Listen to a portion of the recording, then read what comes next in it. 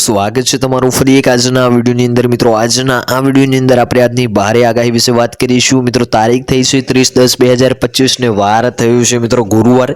आजनी मोटी अने ताजी आगाही विषे वात करीशुं के कई जग्याए ત્રાટકશે મોન્થા વાવાઝોડું ને ગુજરાતમાં કેવી રહેશે એની અસર। આ તમામ માહિતી જાણવા માટે આજનો આ વિડિયો તમે એન્ડ સુધી જોતા રહેજો।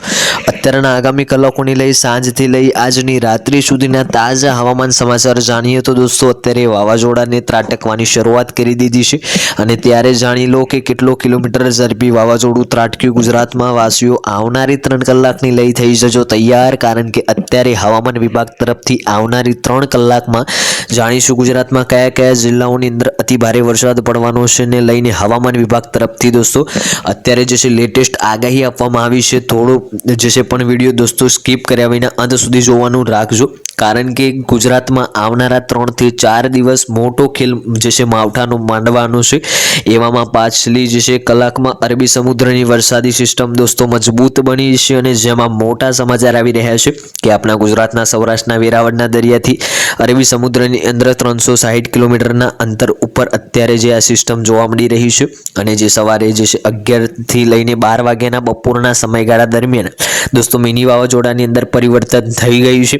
મિની વાવાઝોડું એટલે કે દોસ્તો ડિપ્રેશનની મજબૂત ડિપ્રેશન અત્યારે બની ચૂક્યું છે અને આ સિસ્ટમ જે છે અમે તમને અત્યારનું જે છે ગુજરાતનું લાઈવ જે છે સેટેલાઇટ પિક્ચર બતાવી રહ્યા છીએ અને તમને જોઈ શકો છો કે ગુજરાત રાજ્યના વાતાવરણની અંદર જેમાં આ સિસ્ટમ અત્યારે ખાસ કરીને દોસ્તો પશ્ચિમ સૌરાષ્ટ્રમાં જેમાં તમે જોઈ શકો છો કે જૂનાગઢ લાગુના વિસ્તારો, પોરબંદર લાગુના વિસ્તારો, ગીર સોમનાથ, વેળાવળ તો આ સાથે જે છે રાજકોટથી લઈને મોરબી, સુરેન્દ્રનગર અને ઉત્તર ગુજરાતના વાતાવરણની અંદર આ વરસાદી સિસ્ટમના વાદળો જોવા મળી રહ્યા છે। ખાસ કરીને આવનારી કલાકોની અંદર દોસ્તો માવઠું જોર જણાવીશું કયા વિસ્તારોમાં વધશે અને અત્યારે અનુમાન છે કે અરબ સાગરવાળી આ વરસાદી સિસ્ટમ આવનારા દિવસોમાં જેમાં તમે જોઈ શકો છો કે આપણા સૌરાષ્ટ્રના દરિયાકાંઠે ત્રાટકશે એવી સંભાવના અત્યારે આવી રહી છે। જ્યાં દોસ્તો સૌરાષ્ટ્રનો દરિયો જે છે કાંઠો થઈ જાય તૈયાર અત્યારની મોટી અપડેટો આવી રહી છે, કારણ કે અત્યારે બંગાળની ખાડીનું વાવાઝોડું ગુજરાતના કાંઠાના અરબ સાગરથી ડીપ ડિપ્રેશન અને ઉત્તર ભારતમાં પણ દોસ્તો વેસ્ટર્ન ડિસ્ટર્બન્સ આવી રહ્યું છે। આમાં 3-4 જેટલી સિસ્ટમો પણ ભારે ભર શિયાળે દોસ્તો ભારતના વાતાવરણને અસર કરી રહી છે। ત્યારે આપણે આ તમામ અપડેટો મેળવીએ હવામાન નિષ્ણાત અંબાલાલ પટેલની જે છે આગાહી જણાવી એ પહેલાં તો દોસ્તો તમે અમારી યુટ્યુબ ચેનલ ઉપર નવા હોય તો ચેનલને સબસ્ક્રાઇબ કરી લેજો।